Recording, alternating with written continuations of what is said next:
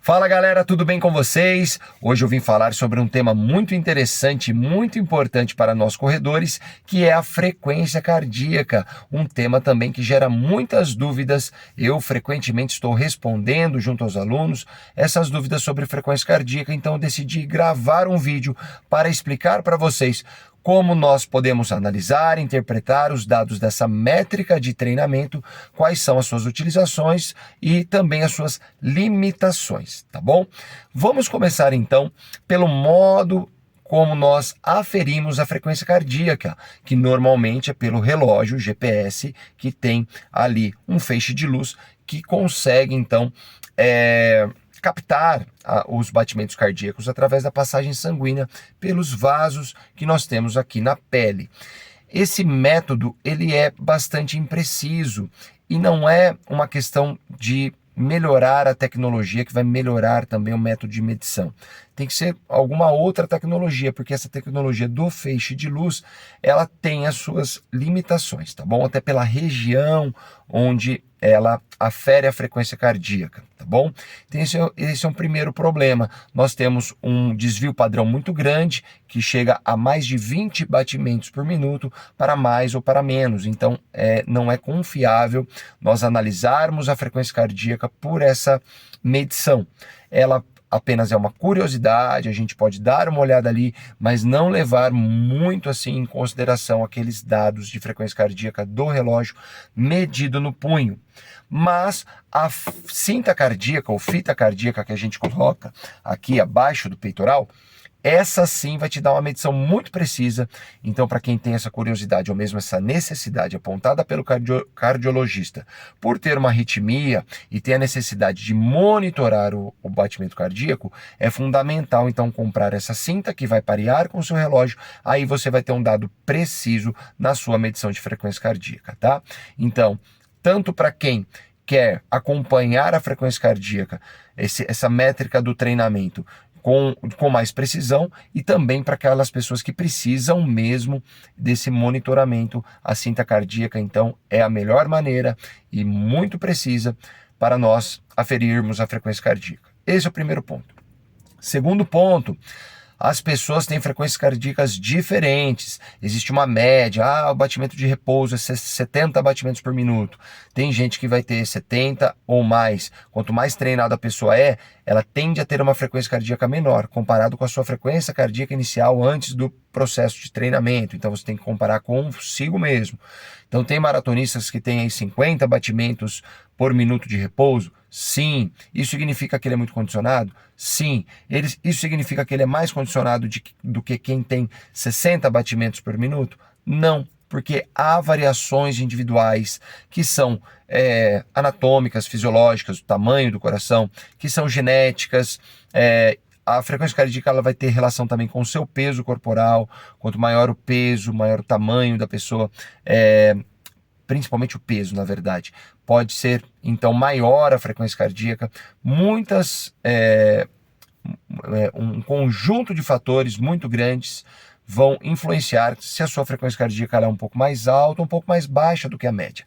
Mas tudo bem, o que a gente precisa é comparar a sua frequência cardíaca com ela mesma ao longo do processo de treinamentos, de um treino com o outro, e também de tempo em tempo a gente tem que observar sim uma diminuição da sua frequência cardíaca com o processo de treinamento de endurance, de treinamento de resistência aeróbica, tá bom? Então esse é o segundo ponto. Não se compare com outras pessoas. Compare a sua frequência cardíaca com ela mesmo em períodos diferentes do seu programa de treinamento. Beleza? Agora nós vamos para o terceiro ponto, onde surgem muitas dúvidas. As zonas de frequência cardíaca, as zonas de intensidade de esforço e como é o comportamento da frequência cardíaca, como ela se encaixa também com as suas zonas de pace, baseadas num teste de performance, num teste de desempenho, onde então nós geramos as zonas de treinamento em pace. E muitas vezes elas não vão casar muito bem. Primeiramente, a gente utiliza um modelo de zonas de treinamento de 7 zonas, que é um cálculo diferente do modelo de 5 zonas, do modelo de 3 zonas. Tem modelos até de 10 zonas de treinamento. Então, esse modelo de zonas de pace pode ser diferente do modelo de zonas de frequência cardíaca do seu relógio e eles não vão coincidir certinho, tá bom? Mas o modelo que a gente utiliza, que é o modelo de 7 zonas, né, onde a quinta zona ela é dividida em 3, então por isso fica 7 zonas, ele pode sim ter uma coerência com o seu relógio. Lembre-se sempre de ser medido na fita, tá bom? Mas ainda assim eles podem estar um pouco desparelhados, porque a sua frequência cardíaca pode ser um pouco mais alta por razões das quais eu já falei, razões individuais, tá bom? Então vamos lá. Se você fez o teste e você tem a sua zona 1, 2, 3, 4, 5 e 5A, B e C, essas zonas elas vão estar perfeitamente ajustadas com a sua fisiologia durante o exercício. Se você está em exercício leve, aeróbico, com predominância de utilização de gordura, se você está num exercício um pouco mais moderado, leve a moderado, onde você vai ter utilização de gordura e de carboidrato ainda no sistema oxidativo, e assim por diante. Então, como a gente pode também utilizar as outras métricas? Quanto mais métricas a gente utiliza, mais a certeza de que a gente está treinando corretamente na zona de treinamento proposta. Então, a primeira, zonas de pace atualizadas, tá? Segundo, a percepção subjetiva de esforço. A percepção de esforço de 0 a 10, a gente tem percepções relativas para cada zona. Então, voltando a falar da zona 2. A zona 2, a percepção de esforço, ela deve estar entre 3 e 4, numa nota de 0 a 10 para o esforço que você está realizando. Então, esforço no máximo 4. Ok, estou na minha zona 2 de pace. Estou numa percepção de esforço entre 3 e 4. Maravilha. Vamos colocar mais uma ferramenta aí para ajudar a gente a interpretar se nós estamos na zona certa, tá? Porque não adianta a gente estar simplesmente na zona de pace, certo? Pode ser que naquele dia a gente esteja mais cansado ou se sentindo melhor também, tá bom? Ou que no dia do teste eu não estivesse tão bem. Tudo isso pode influenciar. Então a gente vai cruzando dados para ter a certeza que a gente está na zona de treinamento certa. Então a gente pode utilizar um terceiro. Então, além da zona de pace, além da percepção subjetiva de esforço, o talk test, o teste da fala. Zona 2, tem que ser fácil falar. A respiração ela está pouco alterada com relação à respiração de repouso. Então, em repouso, em exercício, na zona 2, você tem alteração pequena da respiração, o que te possibilita falar, te possibilita até cantar. Claro que é com alguma dificuldade, mas pouca dificuldade para falar ou mesmo cantarolar, certo? Então, se você está falando com facilidade, você também está na zona 2. E daí você olhou no seu relógio que está marcando com a fita e a sua frequência cardíaca está dentro da frequência cardíaca proposta pelo relógio, pelo programa do relógio de zona 2, ok. Se não estiver também, pode ser que o seu batimento seja um pouco mais alto, se o relógio está apontando uma zona 3. O relógio está apontando uma zona 3, mas as outras 3 ferramentas, as outras 3 métricas estão apontando para a zona 2, eu vou confiar que eu estou na zona 2. Mesmo o relógio apontando para a zona 3. E você vai observar se isso acontece sempre, com certa frequência. Pode ser que a sua frequência cardíaca mesmo, ela seja um pouco mais alta. E você tem que comparar que ao longo do processo de treinamento, essa frequência ela vai abaixando e talvez ela vá entrando na zona 2. Ou não, ou ela vai abaixando sim, mas o seu rendimento vai melhorando e a sua zona 2 vai ficando mais rápida e a sua frequência cardíaca vai continuar naquele batimento ali um pouco mais acelerado. Mesmo que ele tenha baixado, seu batimento tenha baixado para aquele mesmo pace, vamos colocar aí um pace de zona 2 de 6 minutos por quilômetro. O seu batimento cardíaco era 155. e daí para 6 minutos por quilômetro ao longo do processo de treinamento, dali 3 meses, ele está em 150. Olha que legal. Só que você refaz o teste, a sua zona 2 melhorou um pouco. Então 6 minutos por quilômetro já não está mais na zona 2, está na zona 1. E você quer correr na zona 2, você vai correr lá a 5,40. E daí 5,40 você vai voltar para o batimento de 155. Tá? Que é o seu batimento de zona 2, é o seu pace de zona 2, a sua percepção subjetiva de esforço também está lá, e o talk test também está apontando para a zona 2. Tudo bem, sem problemas nenhum, se não estiver coincidindo as zonas de pace com com os seus batimentos do relógio, com a zona de batimento do relógio. Não tem problema, tá bom? O importante é a sua percepção de esforço, o seu pace atualizado pelo teste, tudo isso estar apontando para a zona correta de treinamento, para que você treine corretamente, tá, pessoal? Isso é muito importante, para que você não treine mais forte, um treino que deve ser leve, ou mais fraco, um treino que deve ser forte, senão a gente tem dificuldades de recuperação e aí a gente começa a ter problemas, vira uma bola de neve, essa fadiga, treinar em cima de fadiga. Então a gente precisa ter treinos leves para que a gente possa então se recuperar e não ter uma fadiga acumulada durante o processo que vai atrapalhar o resultado final. Beleza? Agora um terceiro ou quarto, já me perdi, quarto ponto talvez, muito importante, é que a frequência cardíaca ela sofre interferência de vários fatores. Ela sofre interferência do clima, da temperatura do ambiente, da duração do esforço, da hidratação ou desidratação. Então, tudo isso, da vestimenta, tá? Se você está correndo de preto no sol quente, você vai superaquecer mais e aí a gente vai ter um problema com a frequência cardíaca, ela vai aumentar. Por quê? Vamos lá. Primeiramente, você começa um longão, na zona 2 novamente. E esse longão, então um treino de longa duração, você começa numa frequência, num pace, vamos novamente usar o exemplo dos 6 minutos por quilômetro, e tá na zona 2, tranquilinho, conversando, percepção baixa, e o batimento, vamos voltar lá para o 155, tá? Para a gente manter esse exemplo. 155 batimento, a percepção está baixa, maravilha. E o clima está fresco, você começou bem cedo, está fresquinho e você também está aquecendo ainda. Depois de 30 minutos, a temperatura do dia já subiu um pouquinho, o sol já saiu, já está batendo em você, já está te aquecendo, os seus músculos já estão produzindo calor há bastante tempo e você está superaquecendo. O coração, lá no começo, a 155 batimentos por minuto, ele estava mandando o sangue quase que diretamente para os músculos. Ele estava direcionando muito bem o fluxo sanguíneo diretamente para os músculos estavam recebendo bastante oxigênio com esse batimento de 155. Depois de 30 minutos, você já está suando, você já está superaquecido e o seu corpo tem que se resfriar. Como que o seu corpo vai se resfriar?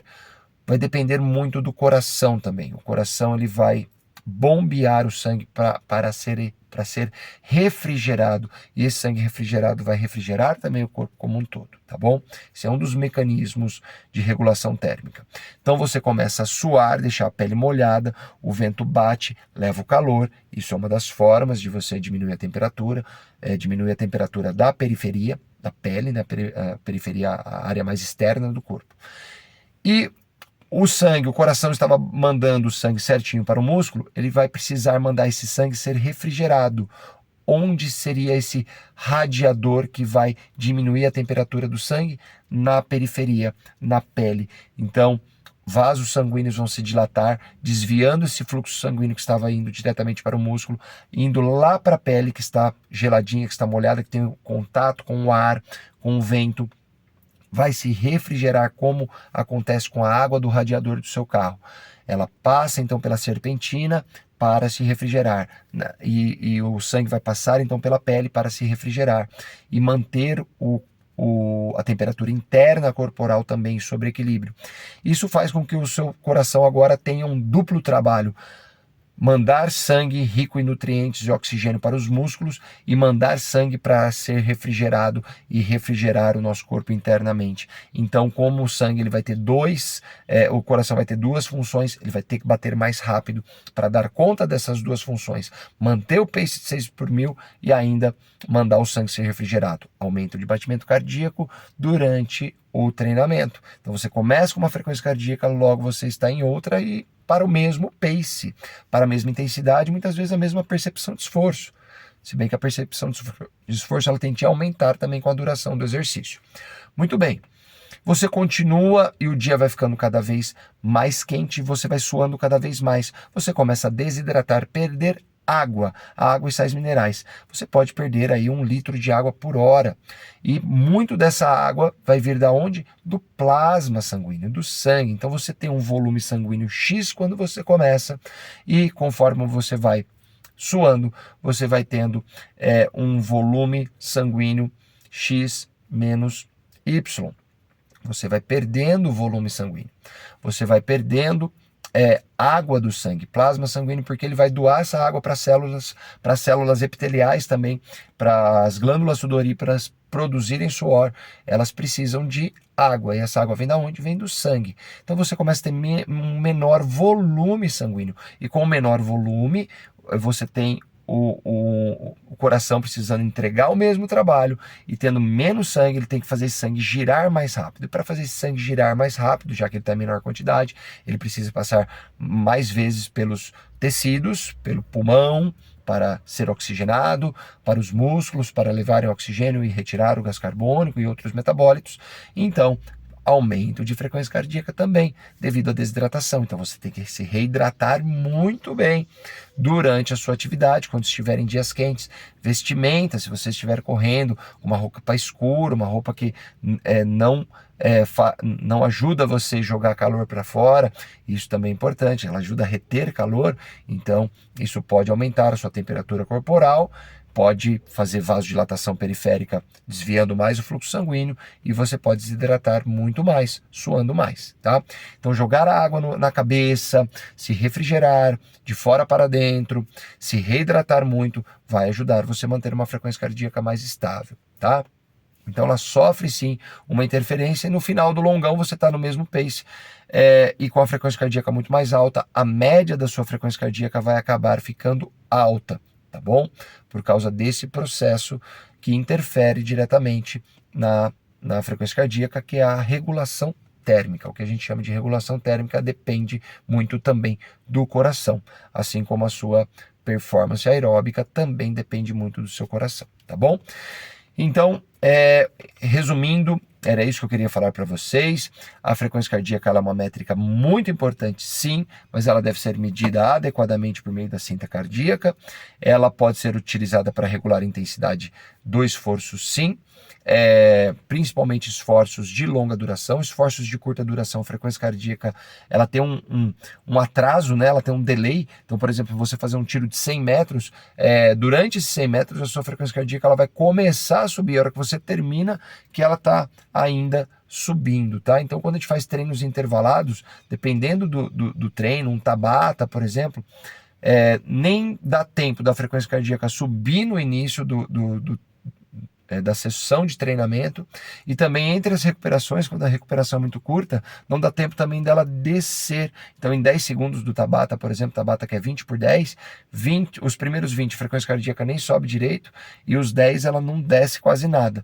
Daí nos próximos 20 ela sobe um pouquinho mais, e nos 10 segundos de recuperação não dá tempo dela baixar. Então em treinos intervalados curtos, né, em hits curtos, ou mesmo sits, né, que são os sprints, interval training, que vão até 30 segundos no máximo, as acelerações, a frequência cardíaca não é uma métrica boa para a gente utilizar, porque ela tem um delay muito grande, então ela fica bastante imprecisa para a gente analisar o esforço que nós estamos fazendo. Então o esforço vai ser através do pace, né, a velocidade, a gente vai entender a intensidade através do pace, através da percepção de esforço, tá? Através do talk test, e menos da frequência cardíaca em treinos intervalados curtos. Agora em treinos mais longos, aí sim a frequência cardíaca ela pode ser um dado interessante, lembrando que ela vai sofrer então essa interferência da temperatura. Quanto mais alta a temperatura, mais a frequência cardíaca vai ter essa interferência do meio. Beleza, galera? Então era isso que eu queria falar para vocês. Agora, em posse desses dados e dessas informações, vocês podem utilizar a frequência cardíaca, entendendo melhor que ela não vai encaixar sempre com as suas zonas de pace, mas que isso não significa que você tenha que baixar mais a intensidade para entrar na zona de frequência cardíaca, na maioria das vezes, certo? Até porque são cálculos diferentes, às vezes o tipo de zonas de treinamento do relógio, zonas de frequência cardíaca, é um cálculo diferente, é um método diferente que se usa, como eu disse, né, a quantidade de zonas de treinamento, como elas vão ser distribuídas ali, pode não ser igual às zonas de pace que você utiliza, e tudo bem, tá? Então você utiliza apenas como mais um dado para contribuir para a sua análise da intensidade do seu treino, e não como mais importante, tá bom? Mas apenas mais um com importância igual aos demais, para que você vá entendendo então a sua intensidade nos treinos e também acompanhando a sua frequência cardíaca ao longo do processo, que isso é muito interessante. A sua frequência cardíaca ela vai abaixando, tá? Ela tem que ir abaixando, tanto a de repouso quanto a de esforço, relativo para cada zona de pace, né? Para cada velocidade, a frequência cardíaca relativa para essas velocidades, elas têm que ir abaixando ao longo do processo de treinamento, certo? Isso é muito importante. E nunca se comparar com outra pessoa. Muitas vezes uma pessoa tem um batimento mais baixo e tem uma performance menor. Não é uma garantia de um batimento mais baixo, uma performance melhor, tá bom? Não é garantia. Mas sim, ela vai abaixando com o tempo. Então você tende a ter frequências cardíacas muito mais baixas do que a média da população que não pratica endurance. As pessoas que praticam endurance tendem a desenvolver ao longo do tempo uma frequência cardíaca mais baixa, um coração mais eficiente, um coração mais saudável, uma bomba que bate menos para entregar o mesmo serviço, né? Mesmo trabalho, ela realiza o trabalho, um trabalho muito bom, se esforçando menos. Isso é um coração saudável. Beleza, galera? Fico por aqui, então. Um forte abraço a todos. Espero que gostem do vídeo e mande mais temas para a gente conversar aqui com vocês, tá bom? Não esqueça de curtir esse vídeo se você gostou, de indicar para os colegas, para os amigos, para a família. Compartilhe e se inscreva no nosso canal. Um forte abraço.